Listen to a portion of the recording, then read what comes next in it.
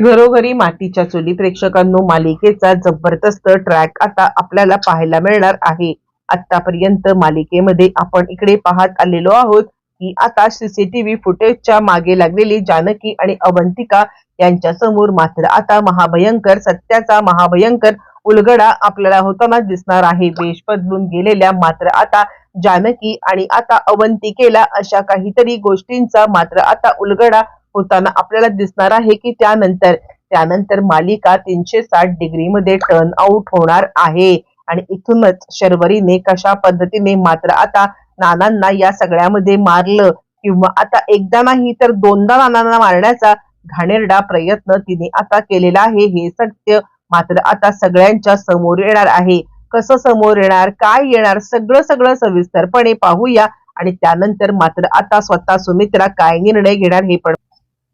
इकडे आता ऋषिकेश ज्या वेळेला आलेला आहे आणि त्यावेळेला ऋषिकेश मात्र आता विचारत आहे, तो म्हणजे स्वतः आता शर्वरीला, की का का तू दारू प्यायलीस. आणि त्यावरती शर्वरी मात्र आता सगळा जे काही कच्चा चिठ्ठा आहे तो कच्चा चिठ्ठा मात्र आता इकडे टाकत आहे, तो म्हणजे स्वतः आता ऐश्वर्यावरती. आणि नाही दादा, तुला तर माहिती आहे ना की मी या सगळ्यामध्ये दारू वगैरे काहीच पित नाहीये, पण हे सगळं जे काही कारस्थान आहे ना ते सगळं आणि सगळं ऐश्वर्याने केलेलं आहे. ऐश्वर्याने या सगळ्यामध्ये आता मला फक्त त्रासच देण्याचा प्रयत्न केलाय आणि तिने फक्त आणि फक्त या सगळ्यामध्ये मात्र आता मला दारू पाजले. तुला माहित नाहीये का हा सगळा प्रकार. आणि यावरती तो सांगायला लागतो, हे बघ, ऐश्वर्याने हे सगळं केलं असेल तर तिला सुद्धा मी शिक्षा देईन, पण मला काय वाटतं माहितीये का, तू या सगळ्या प्रकरणामध्ये ऐश्वर्याच्या नादी आता का लागत आहेस. काही कारण नसताना मात्र आता त्या ऐश्वर्याला इतकं इम्पॉर्टन्स का देते आहेस. अचानकपणे तू ऐश्वर्याला का पकडलेला आहेस. आणि त्यावरती मात्र आता ती सांगायला लागते, दादा,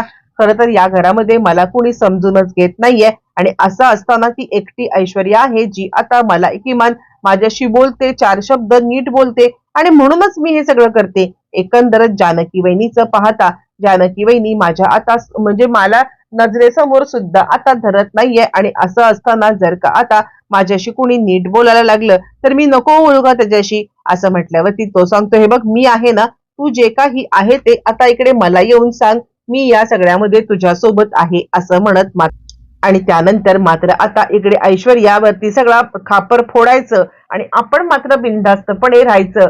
यामुळे मात्र आता इकडे खुश झालेली आहे ती म्हणजे शर्वरी. आणि शर्वरी मात्र आता इकडे दादाला आपण कसं खिशात गुंडाळलं हे बघते. पण हे सगळं चाललेलं आहे ते म्हणजे शर्वरीने कुठेच बाहेर पडू नये या कारणासाठी ऋषिकेश तिच्यासोबत बोलत बसलेला आहे. या दोघी जणी बाहेर आल्यात. आपण पाहिलं की यांनी वेश बदलून मात्र आता सीसीटीव्ही फुटेजच्या रूम मध्ये कब्जा केलाय. काही इमेजेस आपल्या ताब्यात घेतलेल्या सुद्धा आहेत.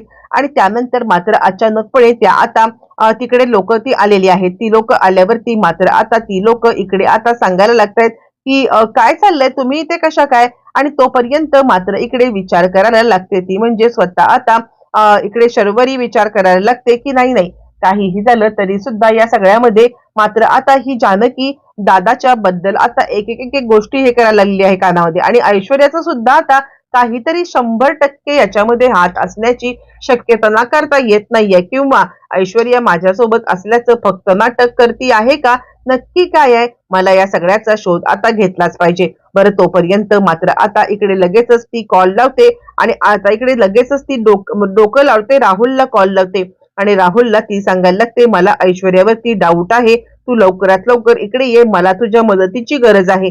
राहुल तिला सांगायला लागतो, अगं असं काय करतेस, मी तर तुला आधीपासूनच सांगत होतो की मला ऐश्वर्यावरती तिळ मात्र सुद्धा आता विश्वास नाहीये, पण तूच त्या ऐश्वर्यावरती विश्वास ठेवून खूप मोठी चुकी केलेली आहेस. आणि त्यावरती ती सांगायला लागते, ठीक आहे, मला माझी चूक समजलेली आहे, तुला जे काही मी सांगते ते कर, तू आत्ताच्या आत्ता इकडे निघून ये, मला गरज आहे. बरं, तोपर्यंत आता इकडे जानकी आणि अवंतिका तिकडे आल्यात आणि ते सीसीटीव्ही फुटेज रूम मधली माणसं सुद्धा तिकडे आले. त्यांनी ह्या दोघींना पाहिलेलं आहे.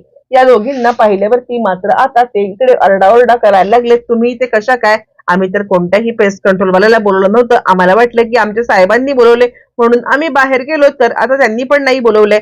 असं म्हटल्यावरती मात्र आता लगेचच इकडे सांगायला लागते ती म्हणजे जानकी, हे बघा दादा, इकडे आम्ही कोणत्याही प्रकारे चोरी करायला किंवा आता तुम्हाला त्रास देण्यासाठी बिलकुल आलेलो नाही आहोत. आम्हाला या सगळ्यामध्ये पात्र आता थोडीफार जी मदत हवी आहे ती मदत जर का आता तुम्ही करू शकलात तर प्लीज प्लीज आता तुम्ही आम्हाला मदत करा. यावरती ते म्हणतात, हे बघा मॅडम, आमची नोकरी तुमच्यामुळे जाईल, तुम्ही आम्हाला उगाचच या सगळ्यामध्ये अडकवू नका. आणि त्यावरती जानकी सांगायला लागते, दादा, नानासाहेब रणदिवे नाव तर तुम्ही ऐकलं असेलच ना. यावरती ते म्हणतात, त्यांचा काय संबंध? मग जानकी आपल्या तोंडावरचं मास्क काढते आणि मास्क काढून त्यांना आपला चेहरा दाखवते. मी नानासाहेब रणदिवे यांची आता सून आणि इथे मी फक्त आणि फक्त माझ्या सासऱ्यांना न्याय मिळवून देण्यासाठी आलेली आहे आणि त्यासाठी मला तुमची मदत हवी आहे. असं म्हटल्यावरती मात्र आता ते सांगतात, काय मदत काय हवे? मग जानकी सांगायला लागते, त्यांनाही ते हॉस्पिटलमध्ये आणल्यावरती ते इथे जिवंत होते, पण इथे आणल्यावरती त्यांना आता मारण्याचा कट रचण्यात आलाय, असं आम्हाला मात्र आता या सगळ्यामध्ये डाऊट आहे. आणि असं म्हटल्यावरती मात्र आता लगेचच इकडे ते सांगायला तर, हे बघा, आम्ही या सगळ्यामध्ये काहीच करू शकत नाही आहोत. उगाच जर का या सगळ्यामध्ये मात्र आता आम्हाला मात्र आता अडकवण्याचा, म्हणजे आम्ही जर का या सगळ्यामध्ये अडकलो मग मात्र आम्ही काही करू शकत नाही आहोत. यावरती ती सांगायला लागते, बघा, आम्ही तुम्हाला अजिबात अडकवू देणार नाही. काहीही झालं तरी सुद्धा आम्ही या सगळ्यामध्ये तुम्हाला नक्कीच आता बाहेर काढण्याचा प्रयत्न करू, म्हणजे नक्कीच तुमचं नाव बाहेर येणार नाही. यावरती ते म्हणतात, ठीक आहे, तुम्ही फुटेज कोणतं हवे ते घ्या. मग दोघी जणी मात्र आता फुटेज पाहत आहेत. फुटेजमध्ये शर्वरी पाठमोरी दिसते आणि त्याच वेळेला ते सांगायला लागतात की, हे बघा, हे इतकेच फुटेज नाहीयेत, तर आम्ही तुम्हाला जे म्हणजे सीसीटीव्ही कॅमेरे नॉर्मल लोकांना माहित नाहीयेत त्याचे सुद्धा सीसीटीव्ही फुटेज देऊ शकतो. जानकी आणि आता अवंतिका खूपच खुश झालेल्या आहेत, कारण आता त्यांना वाटलेलं पण नसतं की अशा प्रकारे मात्र आपल्याला कोऑपरेट केलं जाईल. लगेचच मात्र आता जे सीसीटीव्ही फुटेज माहिती नाहीयेत ते सुद्धा फुटेज इकडे या लोकांनी जानकी आणि हिला दिलेले आहेत. आणि त्यानंतर जानकी घरी येत आणि त्यावेळेला मात्र आता इकडे ते फुटेज पाहत असताना काही गोष्टी जानकीच्या लक्षात आल्या. ती अवंतिकाला सांगायला, ते अवंतिका, या फुटेजवरून आपण आता शर्वरीला दोषी तर सिद्ध करू शकतो, पण आता हे फुटेज नीट बघितलंस तर तुला काही गोष्टी कळतील. असं म्हणत जानकी मात्र आता या सगळ्यामध्ये ते फुटेज दाखवते आणि त्या फुटेजमध्ये मात्र आता अवंतिकांनी पाहिलंय की या सगळ्यामध्ये नानांना ज्या वेळेला मात्र आता त्यांच्या तोंडावरचा मास्क काढण्यात आलाय तेव्हा एका वॉर्ड बॉयने हुशारी घेत नानांना तिकडून हलवलंय आणि त्या ठिकाणी एक वेगळीच बॉडी ठेवलेली होती. आणि हे म्हटल्यावर ती जानकी सांगायला लागते, मला असं वाटतंय की अजूनही हा स्टाफ आपल्यापासून काहीतरी लपवतोय.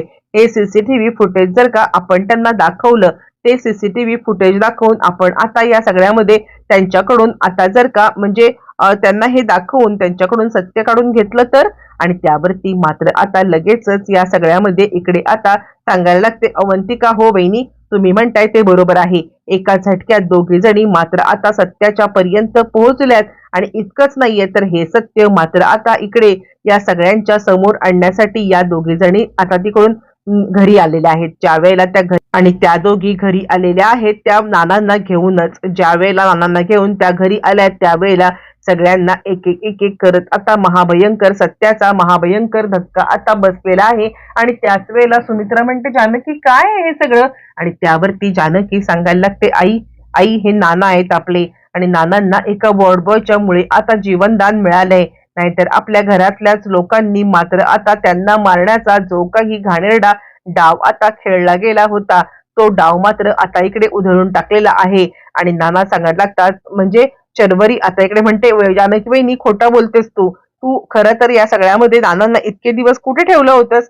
यावरती नाना म्हणतात, चांडा आणि गप्प बस. आणि नाना सगळं सत्य आता सांगायला लागतात, कशा पद्धतीने शर्वरीने मात्र आपल्याला मारण्याचा एकदा नाही दोनदा प्रयत्न केला, कशा पद्धतीने शर्वरीने विक्रांतला मात्र आता मारलं, हे सगळं ज्या वेळेला स्वतः नाना सांगतायत.